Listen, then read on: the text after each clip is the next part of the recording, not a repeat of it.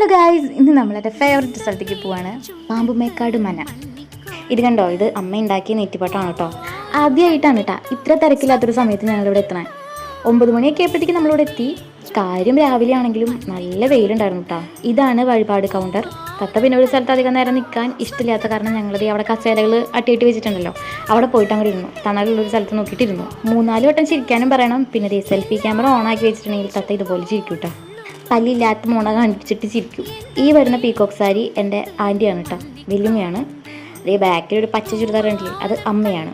തത്ത കണ്ടോ, തത്ത മുകളിൽ പ്രാവുകൾ അതുപോലെ മൈനകളൊക്കെ ഉണ്ടായിരുന്നു. അങ്ങനെ അവരെയൊക്കെ നോക്കി അവരുടെ സൗണ്ടൊക്കെ അതുപോലെ തന്നെ കോപ്പി അടിച്ച് ചെയ്യായിരുന്നു. അങ്ങനെ അമ്മതേ രസീതൊക്കെ എടുത്ത് വന്ന് ഞങ്ങൾ അങ്ങനെ തൊഴുത്. അതൊന്നും ഞാൻ നല്ല ഡീപ്പായിട്ട് എടുത്തിട്ടില്ല കേട്ടോ. കാര്യം ഇളമ്പയിലാണെങ്കിലും മണ്ണൊക്കെ നല്ല നല്ല ചൂടായിരുന്നു. മുൻപ് നമ്മൾ വന്നിട്ടുള്ളത് തത്തയ്ക്ക് ചോറ് കൊടുക്കാനാണ്. തത്തയ്ക്ക് ഇവിടെ പേരിട്ടു. അതായത് ഇവിടുത്തെ അമ്മ ഇട്ട പേരാണ് ശ്രീഭദ്ര. വലിയ തിക്കും തിരക്കും കാര്യങ്ങളൊന്നും ഇല്ലാതെ കുറച്ച് നേരം അവിടെ മനസ്സമാധാനമായിട്ട് ആ കസേരകളിലൊക്കെ ഒന്ന് ഇരിക്കണം. തൊഴിലൊക്കെ കഴിഞ്ഞിട്ട് നമ്മൾ പ്രസാദം വാങ്ങാനായിട്ട് പോവാണ് കേട്ടോ. അപ്പോൾ ഈ മഞ്ഞളൂറി കണ്ടിട്ടുണ്ടെങ്കിൽ പിന്നെ ഞാൻ വിടില്ല. അമ്മയോട് ഞാൻ പറയുകയാണ് തത്തയുടെ കവിളത്തും നെറ്റിത്തും ഒക്കെ തൊടാനായിട്ട്. എന്താണാവോ മഞ്ഞൾകുറി നമ്മൾ തൊടുമ്പോൾ എനിക്ക് എന്തോ ഒരു പ്രത്യേക ഭംഗി, ഐശ്വര്യം, ഒരു പോസിറ്റീവ് എനർജി അങ്ങനെയൊക്കെ എനിക്ക് തോന്നാറുണ്ട്. നിങ്ങൾക്ക് തോന്നാറുണ്ടോ? ദേവിമാരുടെ അമ്പലങ്ങളിലൊക്കെയാണ് മഞ്ഞൾകുറി ഞാൻ കണ്ടിട്ടുള്ളത്.